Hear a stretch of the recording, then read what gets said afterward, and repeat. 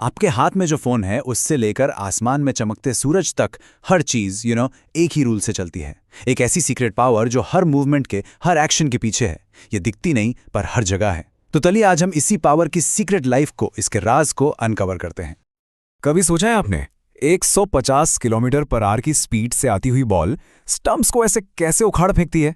या सोचिए, एक ऊंचाई से गिरता हुआ पत्थर जमीन पर इतना बड़ा गड्ढा कैसे बना देता है? इन सब सवालों के पीछे एक ही जवाब है।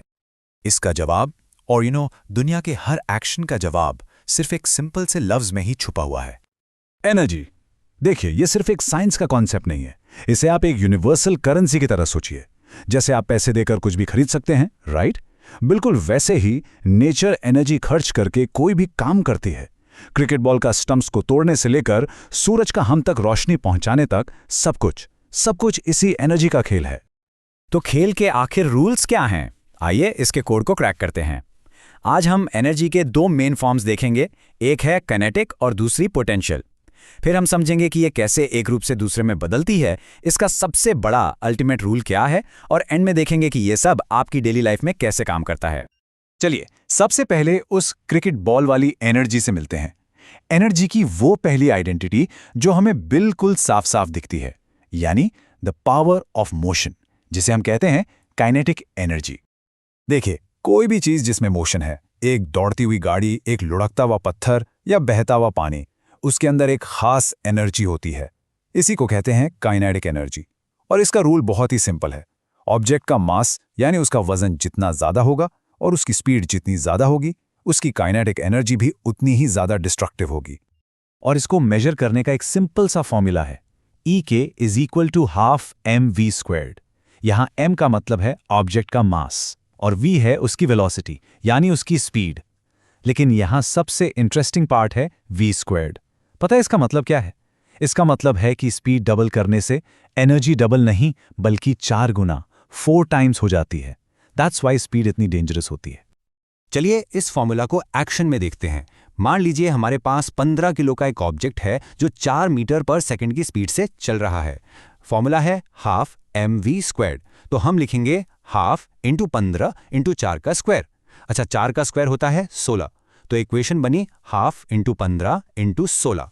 सिंपल मैथ्स, 16 को 2 से डिवाइड किया, बचा 8। सो 15 × 8 हुआ 120। इसका आंसर है 120 जूल्स।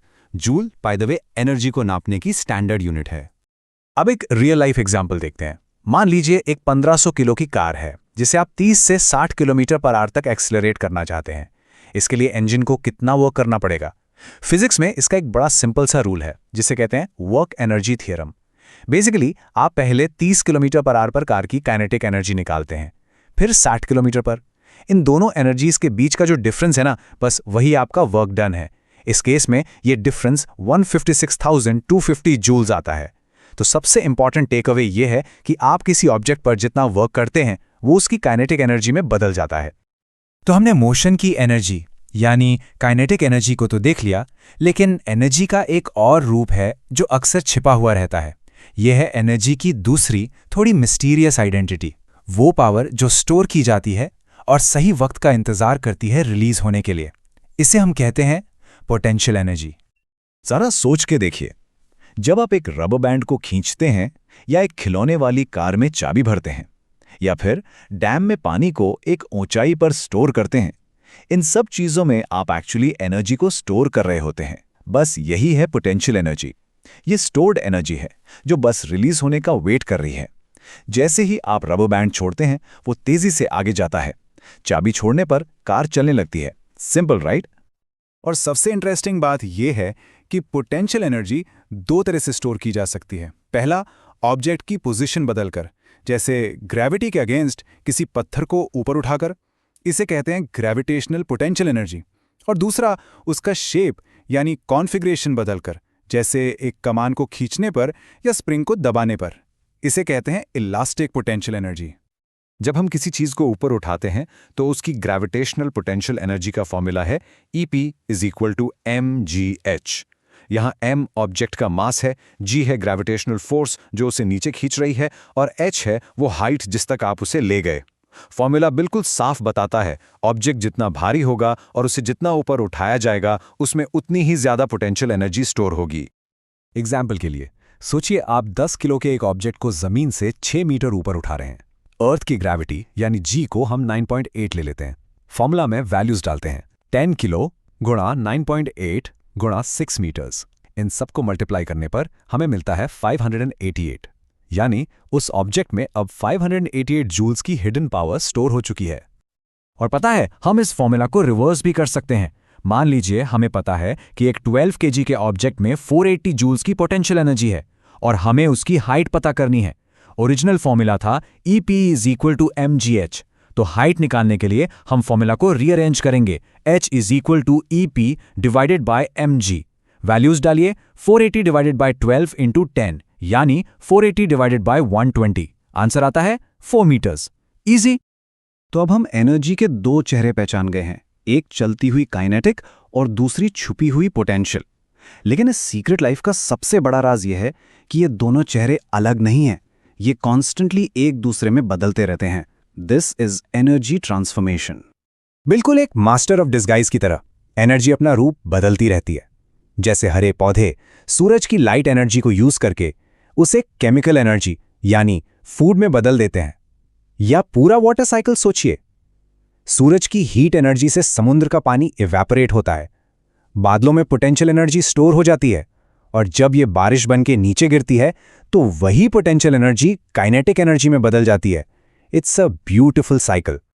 और इस पूरे ट्रांसफॉर्मेशन के खेल का एक अल्टीमेट रूल है, एक ऐसा कानून जो कभी कभी नहीं टूटता। The law of conservation of energy. ये कहता है कि एनर्जी को ना तो बनाया जा सकता है और ना ही खत्म किया जा सकता है, उसे सिर्फ एक फॉर्म से दूसरे फॉर्म में कन्वर्ट किया जा सकता है। सिंपल शब्दों में यूनिवर्स में जितनी एनर्जी कल थी उतनी ही आज है और उतनी ही हमेशा रहेगी, बस उसका फॉर्म बदलता रहता है। ये इस पूरी कहानी का सबसे इंपॉर्टेंट रूल है। इसका मतलब ये हुआ कि किसी भी सिस्टम में पोटेंशियल और काइनेटिक एनर्जी का टोटल हमेशा कांस्टेंट रहता है। इसे ऐसे सोचिए कि आपके पास 2 बैंक अकाउंट हैं और टोटल 1000 रुपए हैं। आप एक अकाउंट से 200 निकालकर दूसरे में डाल सकते हैं, लेकिन आपके पास टोटल हमेशा 1000 ही रहेंगे। यहां भी बिल्कुल वही होता है।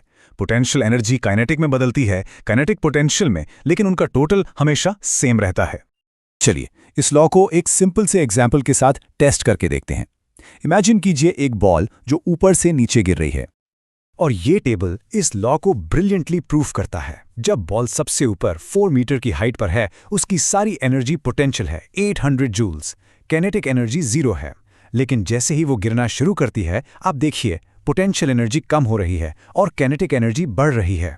बिल्कुल बीच में दोनों 400 जूल्स हैं और जमीन से टकराने से आइन पहले सारी पोटेंशियल एनर्जी काइनेटिक एनर्जी बन जाती है। लेकिन हर पॉइंट पर अगर आप पोटेंशियल और काइनेटिक को जोड़ें तो लास्ट कॉलम देखिए, टोटल हमेशा 800 जूल्स ही रहता है, कांस्टेंट। तो ये सारी फिजिक्स, ये सारे रूल्स आपकी लाइफ में कहाँ फिट होते हैं? सच तो यह है कि सुबह उठने से लेकर रात को सोने तक आपकी पूरी लाइफ इसी एनर्जी के खेल पर चलती है। और मैं आपको एक जरूरी सवाल के साथ छोड़ जाता हूं। अगर the law of conservation of energy कहता है कि एनर्जी कभी डिस्ट्रॉय नहीं होती, तो फिर हम हमेशा एनर्जी क्राइसिस और एनर्जी बचाने की बात क्यों करते हैं? इसके बारे में सोचिए। शायद क्राइसिस एनर्जी की कमी का नहीं, बल्कि यूजेबल फॉर्म ऑफ एनर्जी की कमी का है। The secret life of energy अब आपके सामने है। अब आप इसे हर जगह